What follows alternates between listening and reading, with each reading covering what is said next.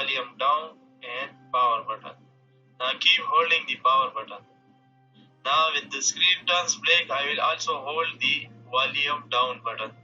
Now I am holding the volume down button, and after 10 seconds I will leave the power button and keep holding the volume down button, as you can see.